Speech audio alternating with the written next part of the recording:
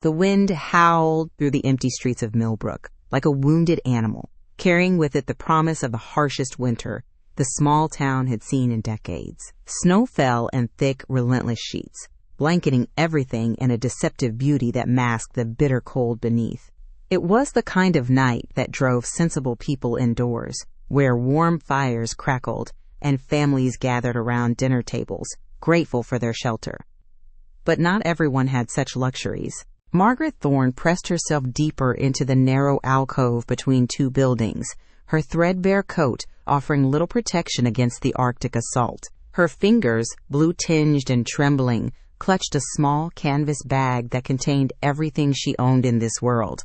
At 62, she had once been the picture of middle-class respectability, a retired schoolteacher with a modest pension, a small home, and the quiet dignity that came from a life spent nurturing young minds. That was before the medical bills began arriving like harbingers of doom, before the diagnosis that had drained her savings and left her choosing between medication and mortgage payments.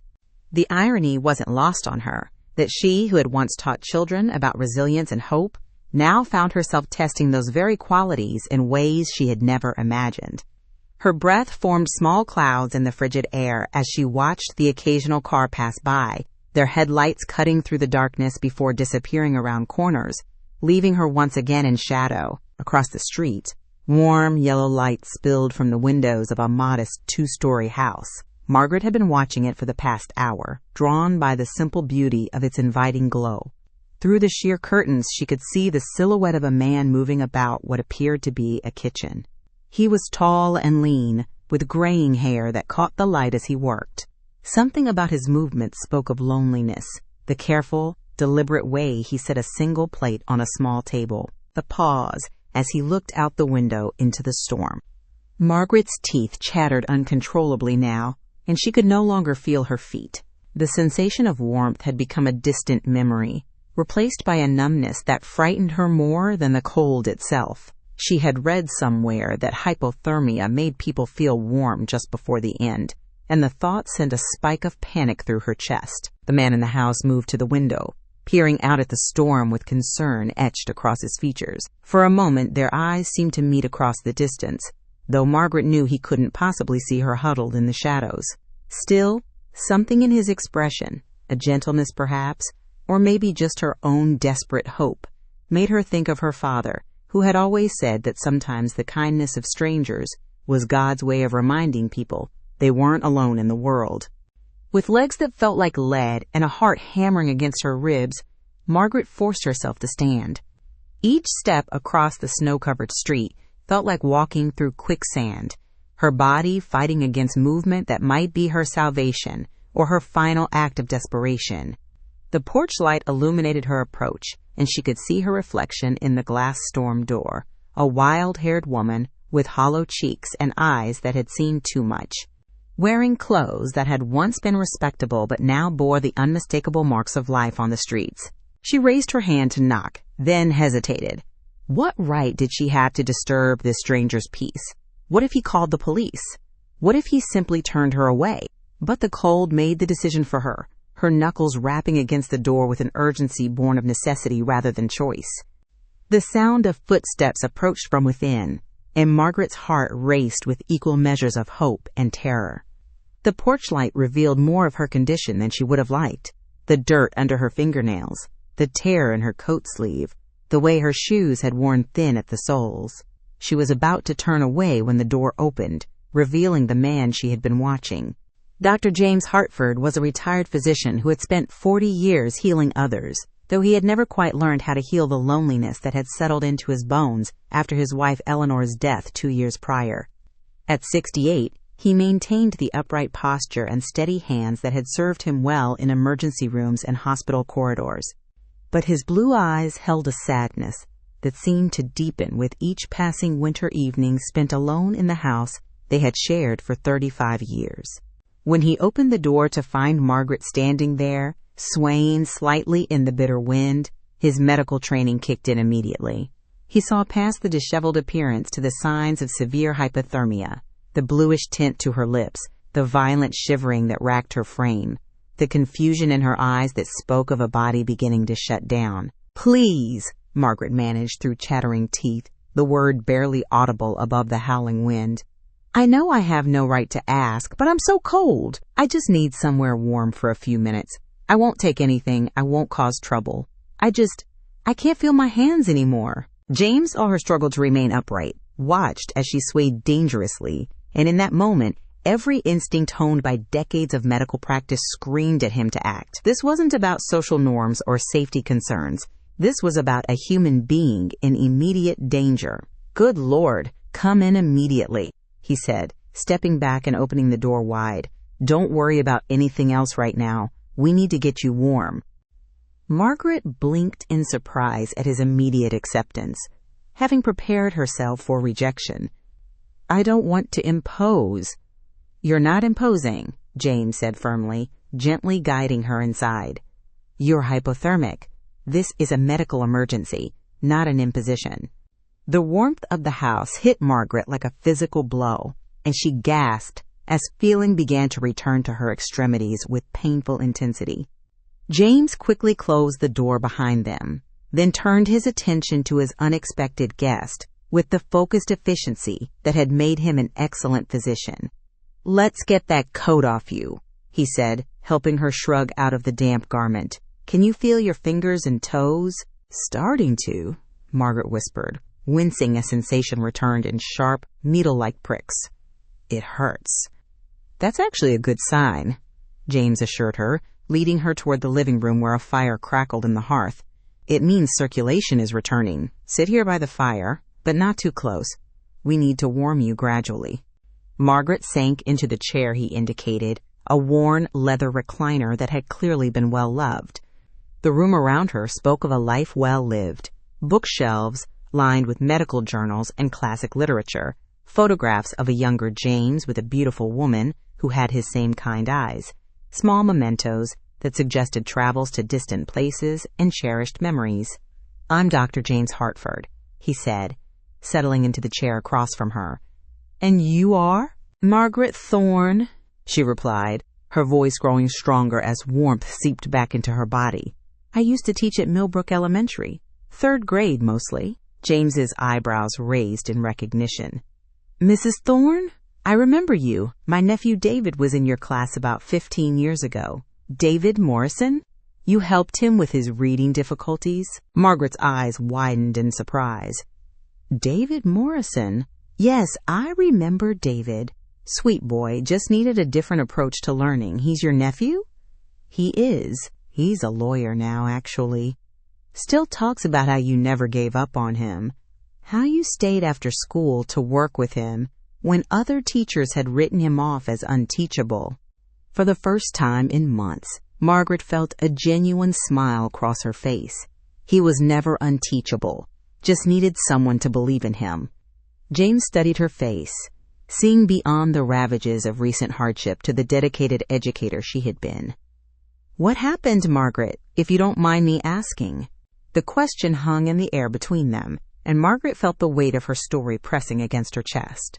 She had grown so accustomed to being invisible, to having her circumstances define her rather than her history, that being asked, really asked, about her journey felt both terrifying and liberating.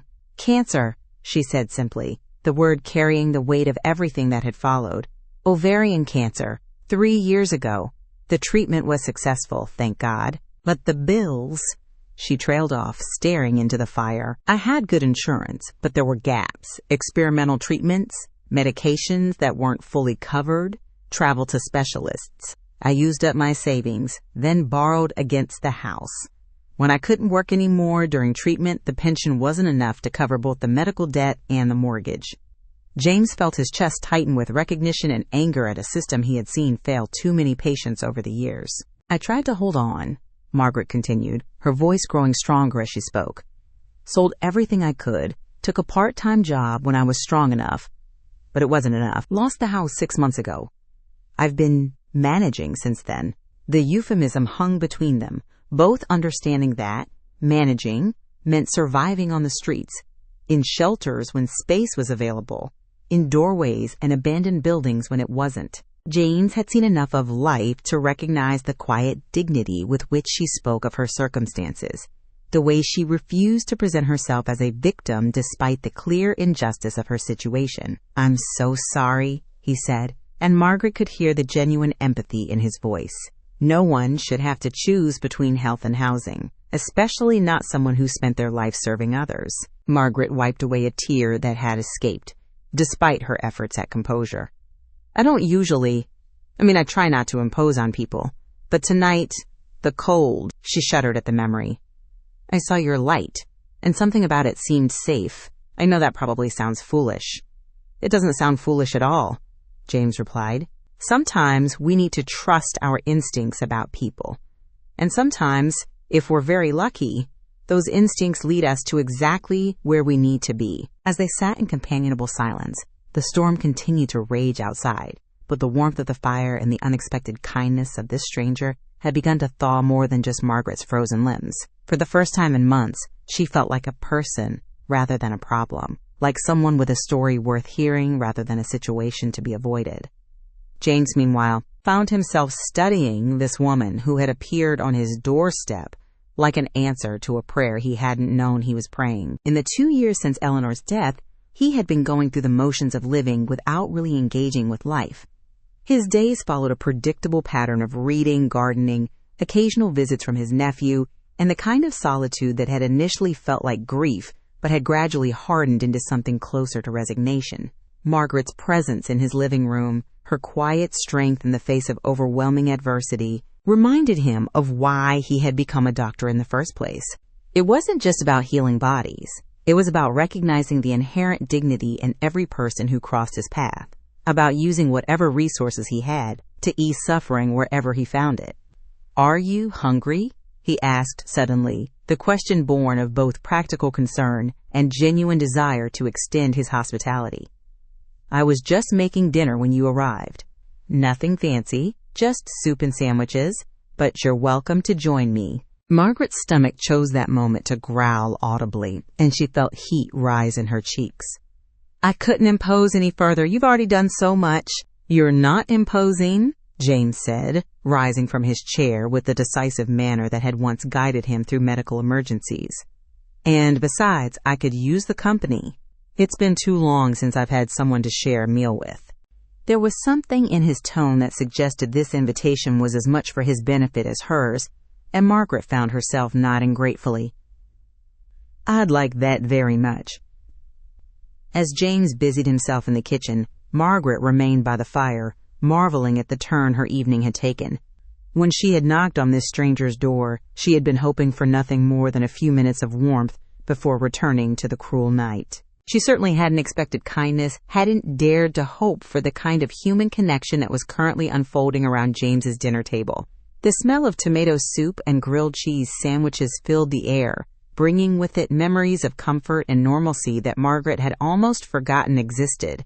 When James called her to the table, she found 2 place settings laid out with care, not the paper plates and plastic utensils one might use for a vagrant, but real china and silverware that spoke of respect and dignity. "This smells wonderful," Margaret said as she took her seat, genuinely moved by the simple elegance of the gesture. "Eleanor always said that a proper meal required proper dishes," James replied, ladling soup into her bowl. "She believed that the act of eating together was sacred, that it deserved our best efforts, regardless of the circumstances." "She sounds like a wise woman," Margaret observed, noting the way his voice softened when he spoke of his late wife.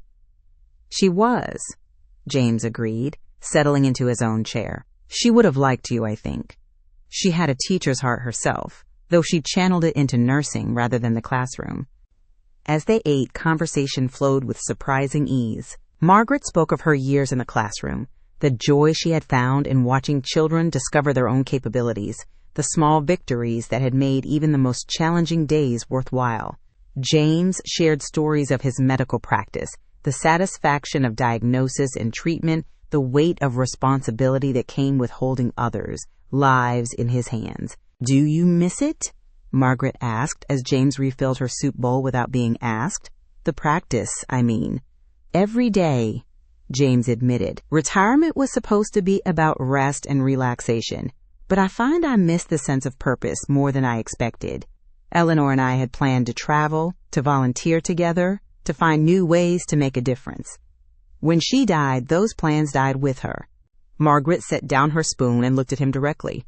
But you're making a difference right now. You saved my life tonight, Dr. Hartford. If you hadn't opened that door. The weight of what might have happened hung unspoken between them, and James felt a familiar stirring of the protective instinct that had driven his career. Here was someone who needed help, someone whose situation he might actually be able to improve. "What will you do tomorrow?" he asked gently. "When the storm passes, I mean." Margaret's brief moment of peace flickered as reality reasserted itself. "I'm not sure. Try to find shelter at the community center, I suppose, though they're usually full. Maybe the church has space." Her voice carried the weariness of someone who had learned not to count on available resources. James was quiet for a long moment, his mind working through possibilities with the methodical approach that had served him well in diagnosing complex medical cases. What he was considering was unprecedented in his carefully ordered life, but then again, so was finding a homeless woman on his doorstep in the middle of a blizzard. "I have a proposition for you," he said finally, his tone careful but determined. "The guest room upstairs has been empty since Eleanor died. The house is far too big for one person, and I find myself rattling around in it like a dried pea in a pod. What if you stayed here, at least until you can get back on your feet?" Margaret's fork clattered against her plate as she stared at him in shock. "Dr. Hartford, I couldn't possibly." "James," he corrected gently. "And yes, you could. Think about it practically. You need a safe place to stay, and I could use the company. Eleanor always said this house was meant to be filled with people, with conversation and laughter and the sound of life being lived. It's been too quiet for too long." "But you don't know anything about me," Margaret protested, even as her heart raced with desperate hope. "I could be anyone. I could be dangerous." James smiled, the first genuinely warm expression she had seen cross his face. "You're Margaret Thorne, retired third-grade teacher who never gave up on a struggling student. You're a cancer survivor who fought to keep her home and her dignity, even when the system failed her. You're a woman who would rather freeze on the street than impose on a stranger, but who had the courage to ask for help when she truly needed it. I know enough." The simple faith in his voice nearly undid her. Margaret felt tears threaten again, but this time they were tears of relief rather than despair. "I don't know what to say." "Say yes," James replied simply. "Say yes, and let's see what tomorrow brings." The storm outside seemed to pause in anticipation of her answer, and in that moment of suspended time, Margaret felt something shift inside her chest. For months, she had been in survival mode, focusing only on getting through each day, each night, each crisis as it arose. The possibility of looking beyond mere survival to something resembling hope felt almost too fragile to contemplate. "Yes," she whispered, then cleared her throat and said it again with more conviction. "Yes, I would be grateful for your kindness." James felt something loosen in his chest that he hadn't even realized had been tight. "Good. That's settled then. Why don't I show you to your room? You must be exhausted." As Margaret followed him up the stairs, her legs still unsteady from cold and shock, she caught glimpses of the life that had been lived in this house. Photographs lined the hallway, James and Eleanor at various stages of their marriage, holiday gatherings with family, trips to exotic locations, quiet moments of domestic happiness. The guest room was simple but comfortable, with a double bed covered in a handmade quilt, a dresser with an attached mirror, and a small desk positioned near the window. Everything was clean and ready, as if it had been waiting for exactly this moment. "The bathroom is just across the hall," James said, setting a set of towels on the bed. "There should be everything you need: toothbrush, soap, shampoo. Eleanor always kept extras for unexpected guests." Margaret ran her hand over the soft fabric of the quilt, overwhelmed by the luxury of having a real bed to sleep in. "James, I need you to know that I intend to find work as soon as possible. I don't want to be a burden, and I don't expect charity. I'll pay you back for everything somehow. We'll figure out the details as we go," James replied, his tone making it clear that such practical concerns were far less important to him than her immediate well-being. For now, just rest. Tomorrow will take care of itself. After James had gone back downstairs, Margaret sat on the edge of the bed and tried to process the extraordinary turn her life had taken in the space of a few hours. This morning, she had awakened in a bus station, using the bathroom facilities and trying to stay warm until security moved her along. Tonight, she was sitting in a comfortable bedroom in the home of a kind stranger who had asked for nothing in return for his generosity. She thought of her father's words about the kindness of strangers, and for the first time in years, she felt the presence of something larger than herself. Call it providence, fate, or simply the fundamental goodness that could still exist between human beings when circumstances aligned in just the right way. The shower across the hall called to her, promising the first real bath she had enjoyed in weeks. As hot water washed away the grime and cold of the streets, Margaret felt herself becoming reacquainted with the person she had been before circumstances had stripped away everything she thought defined her. The woman looking back at her from the bathroom mirror was older and thinner than the confident teacher who had once commanded a classroom, but she was still recognizably herself. That night, as snow continued to fall outside her window and the house settled into the quiet rhythms of two people learning to share space, Margaret lay in the soft bed and marveled at the unexpected pathways life could take. She had thought her story was ending, that the best chapters of her life were behind her. But perhaps, she reflected, as sleep finally claimed her, this was not an ending at all, but rather a new beginning disguised as a winter storm. In his own room down the hall, James stared at the ceiling and thought about Eleanor, wondering what she would make of his impulsive decision to invite a homeless woman into their home. But even as he questioned his own judgment, he felt more alive and purposeful than he had in months. For the first time since Eleanor's death, he had acted on instinct rather than obligation, had opened his door and his heart to the possibility that healing could flow in both directions. The storm that brought Margaret to his door continued to rage outside, but inside the house on Maple Street, two lonely souls had found unexpected sanctuary in each other's company. And sometimes, James reflected as he finally drifted off to sleep, that was how the most important chapters of life began, not with grand plans or careful preparation, but with a simple act of kindness extended on a cold winter night. Morning arrived with the peculiar brightness that follows heavy snowfall. The world outside transformed into a pristine landscape that bore no resemblance to the harsh environment that had nearly claimed Margaret's life 12 hours earlier. She woke gradually, disoriented by the comfort of the bed and the unfamiliar but pleasant sounds of someone moving around in the kitchen below. For a moment, she lay still, allowing herself to simply exist in this bubble of safety and warmth. The events of the previous evening felt almost dreamlike in their improbability, and she half expected to wake up back in the bus station or huddled in some doorway. But the soft morning light streaming through the window and the smell of coffee drifting up from downstairs confirmed that her midnight encounter with kindness had been gloriously real. Margaret rose and dressed in the same clothes she had worn for days, acutely aware of how shabby they looked in the refined surroundings of the guest room. She made the bed with the careful attention to detail that had been ingrained in her during her teaching years, then made her way downstairs to find James standing at the stove, expertly managing what appeared to be a full breakfast. "Good morning," he said, turning to greet her with a smile that seemed to come more easily than it had the night before. "I hope you slept well." "Better than I have in months," Margaret replied honestly.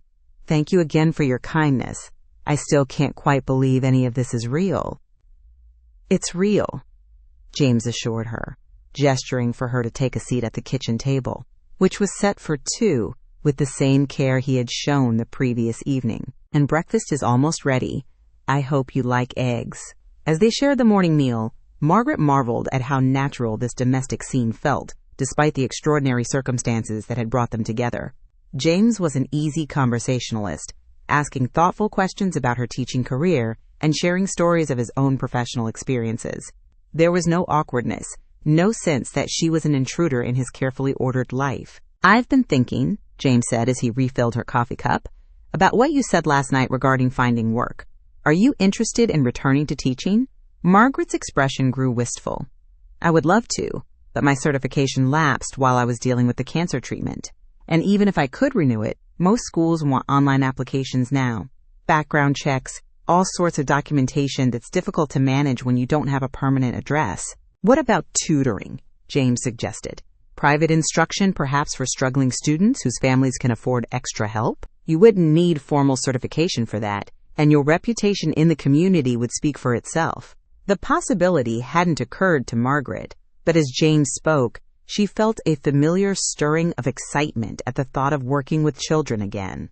I suppose I could look into it, though I'm not sure how to begin. Leave that to me, James said, with the confidence of someone accustomed to solving problems.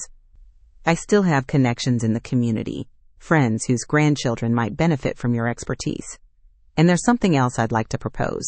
Margaret looked at him expectantly, learning to trust that his proposals tended toward the generous and life-changing. I mentioned that I've been rattling around this house alone for 2 years, James continued.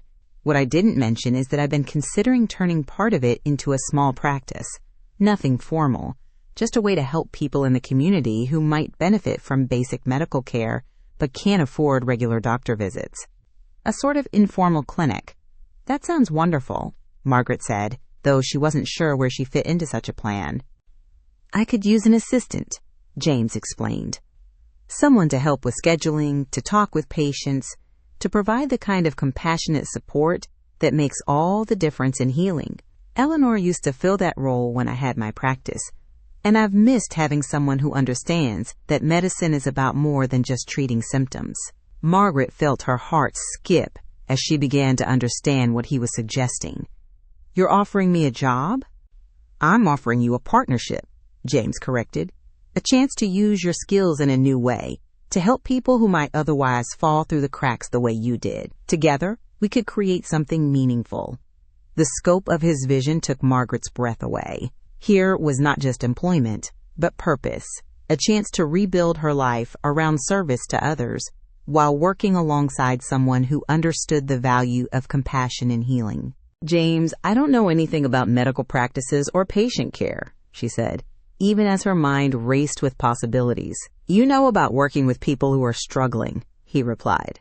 You know about patience and encouragement and refusing to give up on someone who others might write off. Those are exactly the skills I need. Before Margaret could respond, the doorbell rang, its cheerful chime interrupting their conversation. James excused himself to answer it, returning moments later with a younger man who bore a strong resemblance to him around the eyes and smile. Margaret, I'd like you to meet my nephew David, James said. David, this is Margaret Thorne, your former teacher. David Morrison had grown into a confident, successful-looking man in his 30s, but his face lit up with genuine delight as he recognized her. Mrs. Thorne, I can't believe it. Uncle James, you didn't tell me she was here. I didn't know you were coming by this morning, James replied, clearly enjoying his nephew's surprise. I was worried about you in the storm, David explained, then turned back to Margaret. Mrs. Thorne, I have to tell you, you changed my life. I was ready to give up on school entirely when I was in your class. I thought I was just stupid. Margaret felt tears prick her eyes at the earnestness in his voice. You were never stupid, David. You just learned differently than the other children. I'm so proud of what you've accomplished. I'm a lawyer now, David said, his chest puffing slightly with pride. Corporate law, mostly, and I volunteer with literacy programs on weekends. You inspired me to help other kids who struggle the way I did. As Margaret listened to David describe his work and his volunteer efforts, she felt a deep satisfaction that transcended her current circumstances. This was why she had become a teacher, not for the modest salary or the predictable schedule, but for moments like this, when she could see the lasting impact of believing in a child who had lost faith in himself. David, James said thoughtfully, I wonder if you might be able to help Margaret with something. She's interested in doing private tutoring, but she needs to rebuild her professional network. Do you know any families who might be looking for an experienced teacher to work with their children? David's face brightened immediately. Actually, I know several families who've been looking for exactly that kind of help. My law firm handles a lot of wealthy clients who want the best possible education for their kids. Let me make some calls. Margaret watched this exchange with amazement, seeing how quickly James had mobilized resources on her behalf. In the space of a single morning, he had not only offered her meaningful work, but had connected her with someone who could help make it happen. "I should warn you," David said with a grin. "Some of these families are pretty demanding. They expect results, and they're not always the easiest people to work with." "I spent 30 years dealing with helicopter parents and school board politics," Margaret replied, feeling more like her old self with each passing moment. "I think I can handle a few demanding clients." After David left with promises to make inquiries on Margaret's behalf, James and Margaret settled back into their conversation about the clinic idea. James showed her through the house, pointing out spaces that could be converted into examination rooms and a small waiting area. His enthusiasm was infectious, and Margaret found herself caught up in the vision of creating something meaningful together. "There's a real need for this kind of service," James explained as they stood in what had once been Eleanor's sewing room. "So many people fall between the cracks, too well off for free clinics, not well off enough for regular private care, and the personal touch is disappearing from medicine. Everything is rushed, impersonal, focused on symptoms rather than the whole person." Margaret could see it clearly. The waiting room filled with people who needed not just medical attention, but someone to listen, to care, to treat them with dignity regardless of their circumstances. It was exactly the kind of work that had drawn her to teaching in the first place, the opportunity to make a difference in individual lives. "How would we fund something like this?" she asked, her practical nature asserting itself even as her heart embraced the dream. "I have more than enough saved to get started," James replied. "Eleanor and I lived modestly, and my practice was successful. Money isn't the issue. Finding the right partner was. Someone who understands that healing is about more than just prescribing medication." As the day progressed, Margaret found herself settling into the rhythm of life in James's house with surprising ease. She helped with lunch preparation, they worked together on preliminary plans for the clinic, and she even assisted him with some light gardening in his greenhouse. Each task felt natural, as if they had been working together for years rather than hours. That afternoon, David called with news that exceeded even Margaret's optimistic expectations. He had spoken with 3 families who were interested in hiring a private tutor, and 2 of them wanted to meet with her as soon as possible. "The Hendersons have twin daughters who are struggling with reading comprehension," David explained over the phone. "They're in 5th grade and falling behind, despite attending one of the most expensive private schools in the state. The parents are desperate for someone who can help them catch up. And the Williamses have a son with autism who's incredibly bright but has trouble in traditional classroom settings," James added, having listened to the conversation on speakerphone. Margaret felt a familiar excitement building in her chest. These were exactly the kind of challenges she had thrived on during her teaching career. Children who needed individualized attention, creative approaches, someone willing to invest the time necessary to unlock their potential. "When can I meet with them?" she asked, already mentally preparing lesson plans and intervention strategies.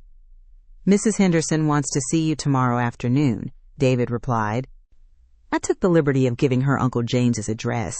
Since that's where you're staying, I hope that's okay." Margaret looked at James, who nodded encouragingly. The speed with which her life was changing felt almost overwhelming, but in the best possible way. 24 hours ago, she had been a homeless woman with no prospects and no hope. Now she was looking at the possibility of meaningful work, a comfortable place to live, and a partnership that could help others in similar circumstances. That evening, as they shared another quiet dinner, Margaret found herself studying James's face in the soft light of the dining room chandelier. There was something about him that reminded her of the best teachers she had known, a combination of intelligence, compassion, and unwavering faith in people's capacity for growth and healing. "Can I ask you something?" she said, setting down her fork and meeting his eyes directly. "Of course." "Why are you doing this? Really, I mean. You could have given me a meal and sent me to a shelter. You could have made a donation to charity if you wanted to help homeless people. Why invite a complete stranger into your home and offer to change your entire life around?" James was quiet for a long moment, considering how to articulate something he wasn't entirely sure he understood himself. "When Eleanor was dying," he said finally, She made me promise not to retreat from life after she was gone. She said that grief was natural, but isolation was a choice, and she didn't want her death to be the thing that made me stop living. He paused, looking out the window at the snow-covered garden they had planned together. I've been keeping that promise in the technical sense. I've been alive, I've been functioning, but I haven't been truly living. When you knocked on that door last night, you weren't just asking for shelter. You were offering me a chance to remember what it feels like to be needed, to make a difference in someone's life in a direct and meaningful way. Margaret felt her throat tighten with emotion.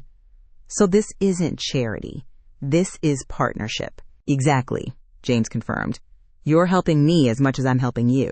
Maybe more. The understanding that passed between them in that moment felt like the foundation of something much larger than a simple housing arrangement. They were two people who had lost their way, he through grief, she through circumstances beyond her control, and they had found in each other the possibility of rediscovering purpose and connection. Late that night, as Margaret prepared for her second night in the guest room that was beginning to feel like home, she reflected on the strange alchemy that had transformed her from a homeless woman into someone with prospects, hope, and most importantly, a sense that she had something valuable to contribute to the world. The meeting with Mrs. Henderson the following afternoon went better than Margaret had dared to hope. The twins, Emma and Sophie, were bright girls who had been struggling with reading comprehension despite excellent decoding skills.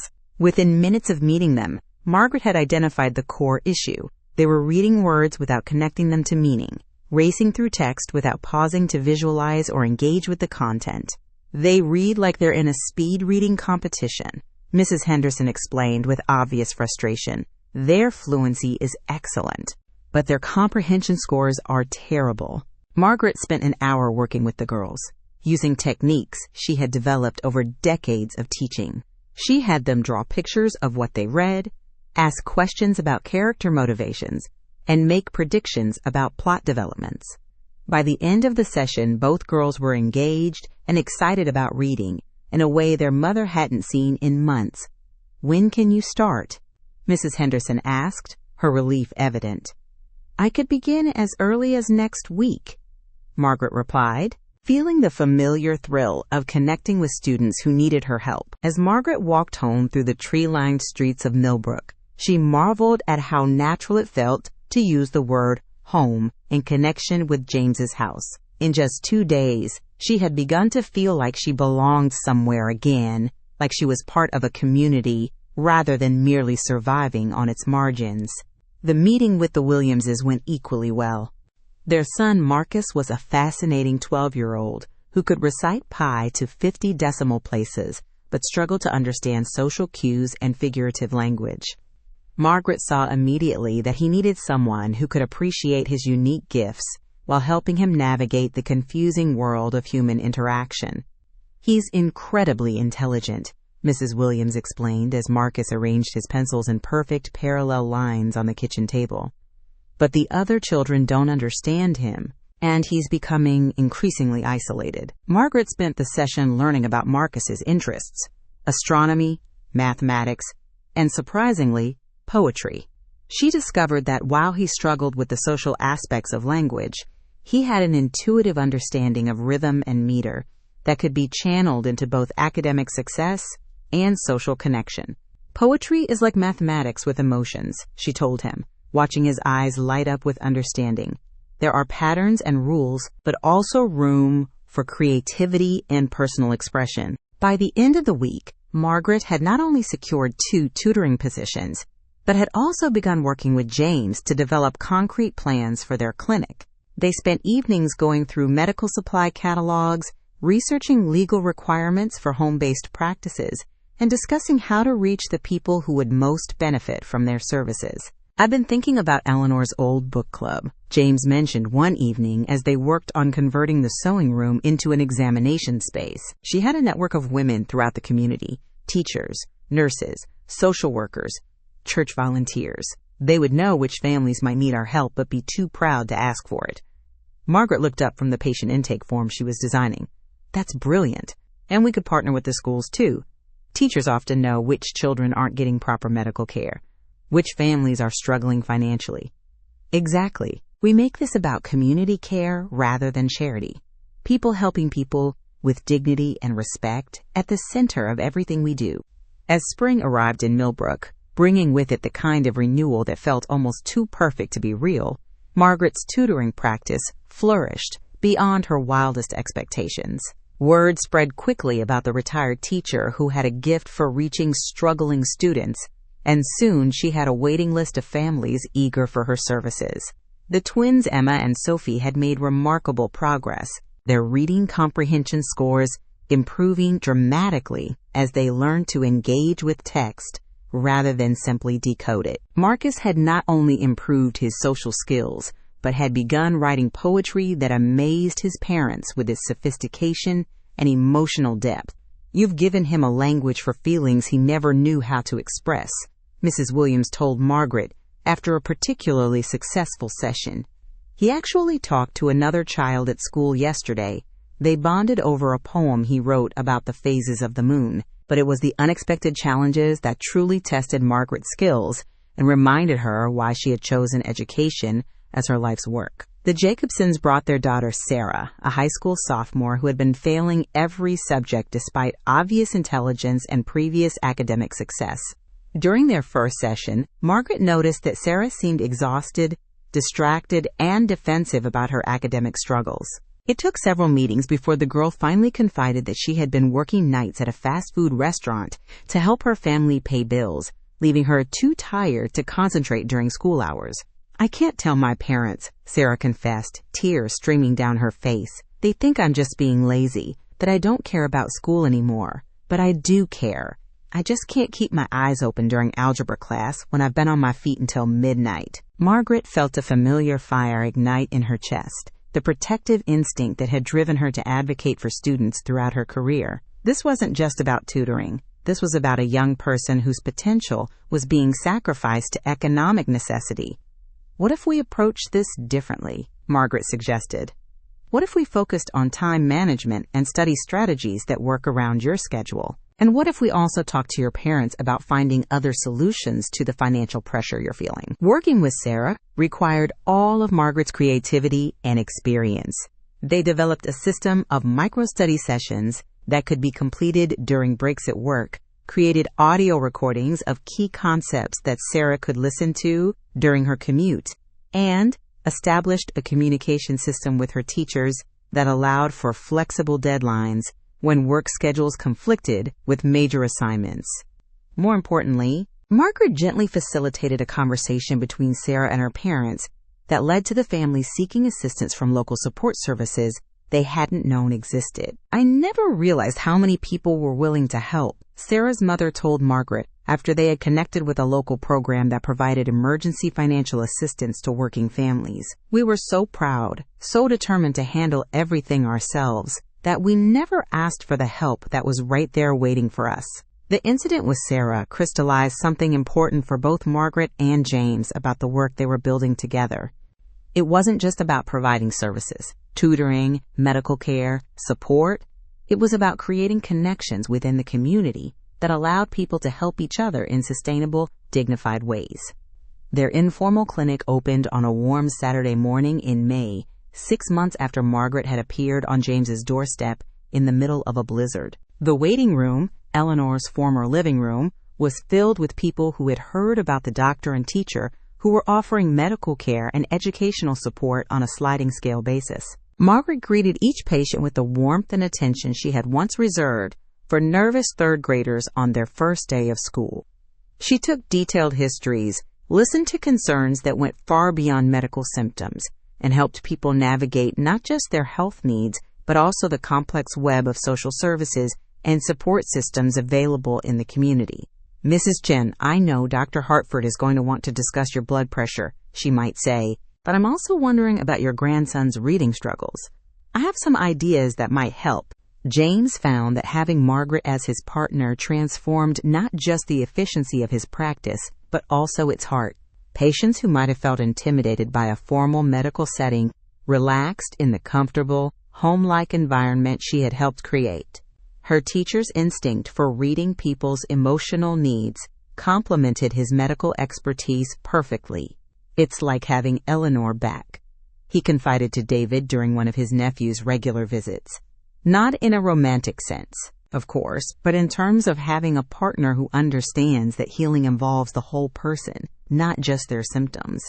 David, who had become something of a regular fixture at the house, serving as their unofficial legal advisor and community connector, smiled at his uncle's obvious contentment. "You both seem happier than I've seen either of you in years. Margaret, you're absolutely glowing compared to that first morning when I met you here." It was true. Margaret had not only regained her physical health and stability, but had discovered a sense of purpose that went beyond anything she had experienced during her traditional teaching career.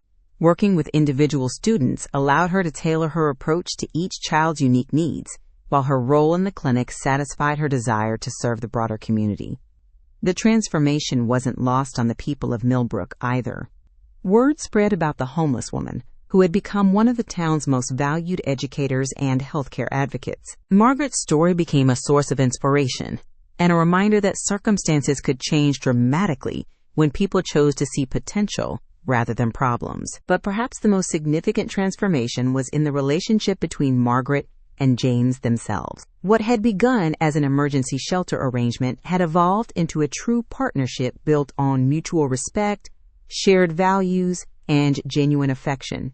They had developed an easy rhythm of domestic life, sharing meals, working together on clinic business, reading quietly in the evenings by the fire where Margaret had first warmed herself on that life-changing winter night. "I have a confession to make," James said one evening as they sat on the porch watching the sunset paint the sky in shades of orange and pink.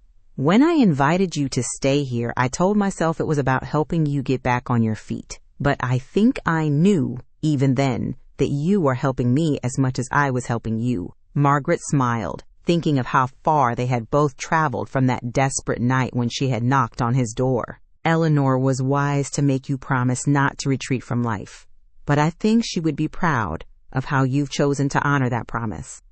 "I think she would like you very much," James replied.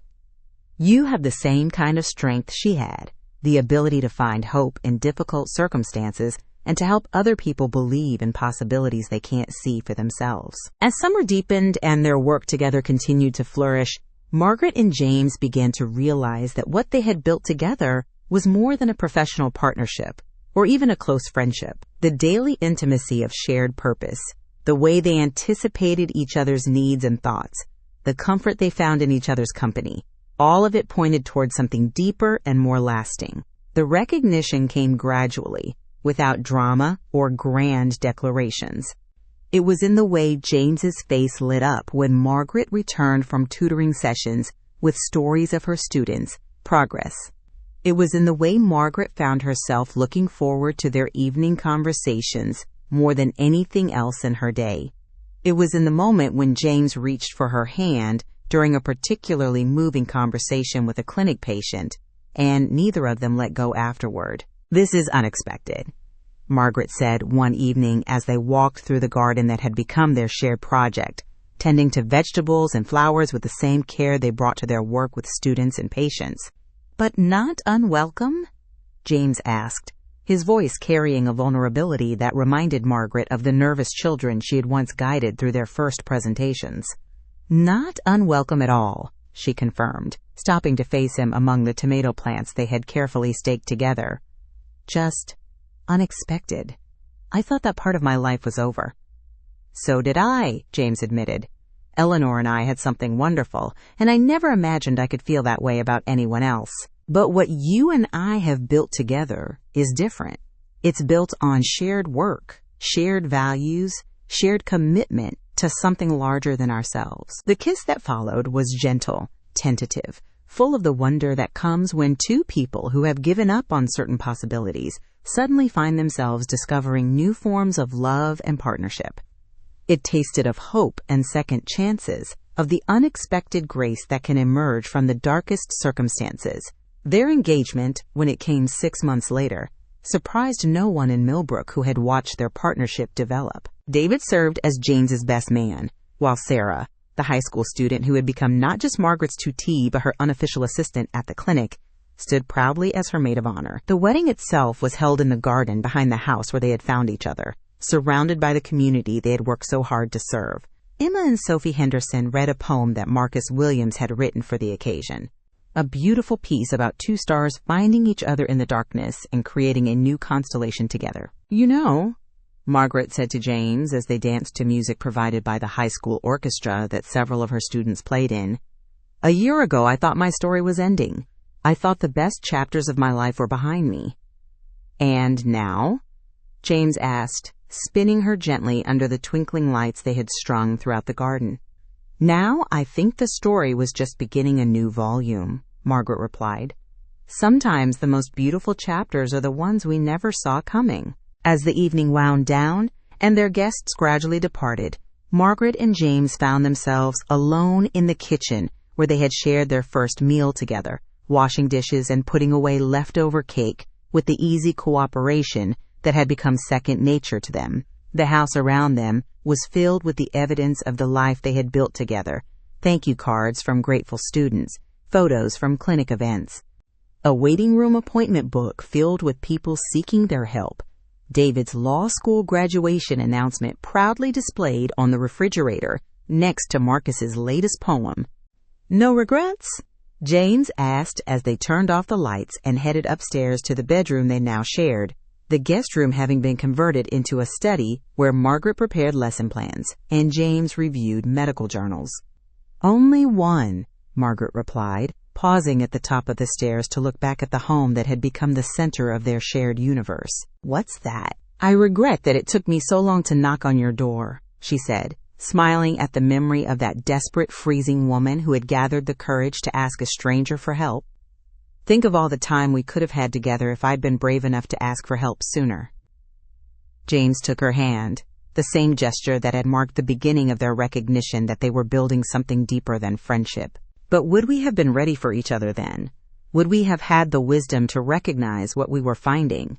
Margaret considered this, thinking of the journey that had brought her to his doorstep, the loss, the struggle, the gradual stripping away of everything she had thought defined her until only her essential self remained. And James's journey through grief, his slow recognition that honoring Eleanor's memory meant remaining open to new forms of love and service. "Maybe the timing was perfect after all," she conceded. "Maybe we needed to lose our old lives completely before we could build this new one together." As they settled into sleep in the room where James had once spent lonely nights mourning his past, both Margaret and James marveled at the unexpected pathways that had led them to this moment. Outside their window, snow was beginning to fall again, the first snowfall of a new winter, one that held no terror for Margaret, but only the promise of cozy evenings by the fire, with the man who had saved her life by opening not just his door, but his heart to the possibility that healing could flow in both directions. In the morning, they would wake to a world transformed by snow, just as their own world had been transformed by a winter storm that had brought them together. There would be students to tutor, patients to see, a community to serve, and a love to nurture that had grown from the simple recognition that sometimes the greatest gifts come disguised as the deepest needs. But for now, they slept peacefully in the house that had become a sanctuary, not just for them, but for everyone who walked through its doors, seeking help, hope, or simply the recognition that their story, whatever its current chapter, was far from over. And outside, the snow continued to fall, beautiful and transformative, covering the world in possibility.